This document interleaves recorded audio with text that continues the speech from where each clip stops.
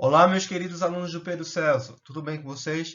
A gente está abordando sobre a questão da água, que é esse projeto científico que será fundamental, certo?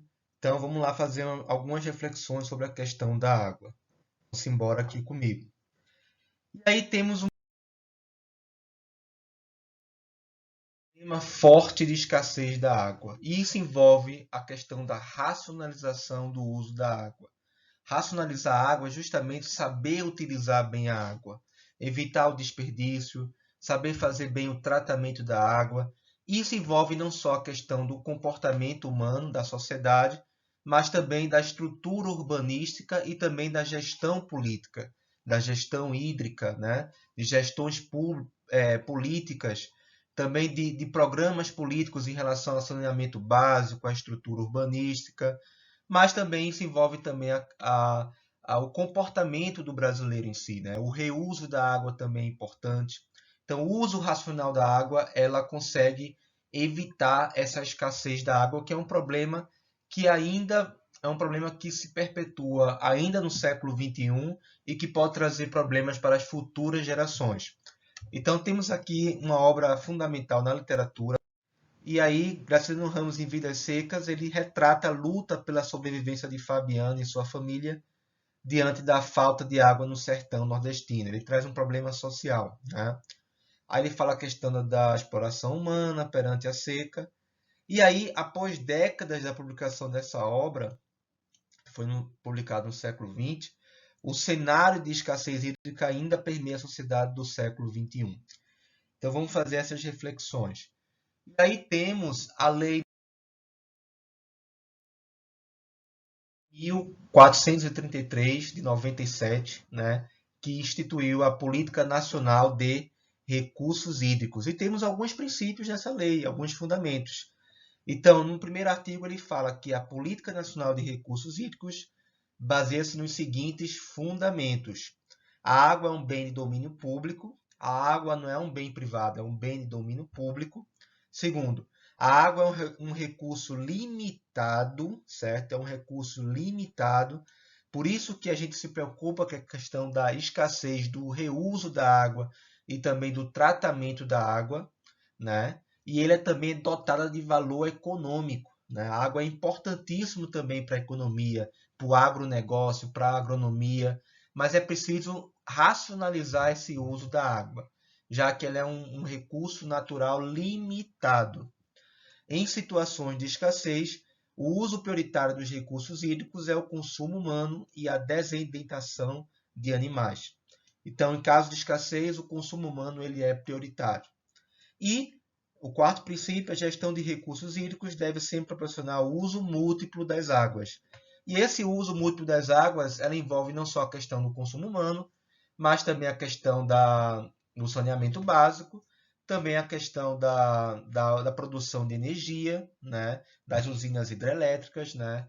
Então, a água ela tem várias finalidades na sociedade, não só o consumo, mas também para a economia, para a geração de energia e tudo mais.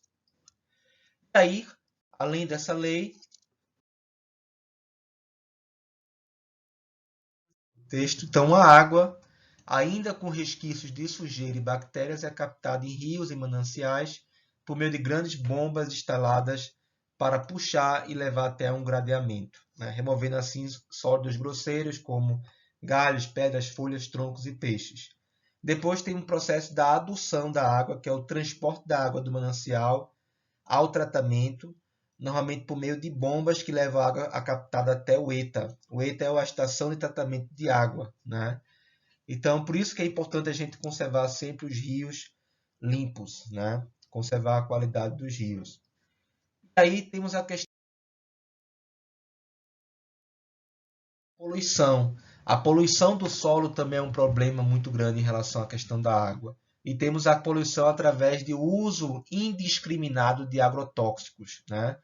O problema desse uso indiscriminado pode levar à poluição do solo e, consequentemente, a poluição do solo pode proporcionar erosão do solo, pode prejudicar a questão dos lençóis freáticos, né, que abastecem os rios, mananciais e tudo mais. Então, a poluição do solo é um problema também grande em relação à questão da água. E aí temos fatores da erosão do solo, como a gente percebe aqui nessas duas imagens, né? Que é um problema frequente em relação a atividades agroeconômicas que podem ocasionar a erosão do solo, né? E aí temos o problema dos resíduos sólidos, né? Cada vez mais a sociedade, a economia e o nosso sistema capitalista, nós produzimos resíduos sólidos como plástico, papel, aço, metal e tudo mais, né? Então, cada vez mais a sociedade ela produz resíduos sólidos, mas como ela descarta esses resíduos sólidos? Muitas vezes ele está à beira dos rios, ele é jogado através de canaletas, de esgotos, esgotos sem o devido tratamento, né? E isso causa uma poluição generalizada, né? Então, estima-se que se a gente continuar com esse ritmo de produção e essa descarte de resíduos sólidos sem o devido tratamento nos rios e mananciais, a tendência é que a gente comece a perder os nossos rios, né? Os nossos riachos, rios, nosso plano hidrográfico, né? Nossa principal fonte, né? de água, né? Então, é um problema também forte em relação à sociedade. Por isso que a gente tem que pensar no princípio da sustentabilidade ambiental. Procure estudar sobre essa questão da sustentabilidade ambiental. E aí também temos a questão do desperdício da água, que ainda é um problema atual. E lembrando bem, o desperdício leva também a um desperdício de gasto público, um desperdício de dinheiro. Isso também é um problema frequente, né? Então, estima-se que a sociedade, alguns especialistas falam que esse desperdício da água pode levar, de certa forma, ao problema da escassez no futuro, né, para gerações futuras, né? Então, a gente precisa evitar ao máximo essa questão do desperdício da água. E isso envolve planejamento urbanístico, isso envolve organização política, isso envolve também as pessoas terem mais consciência também do uso racional da água. Tá ok, pessoal? Então fica aqui essas pequenas reflexões sobre a questão da água. Então, um forte abraço para vocês, tudo de bom.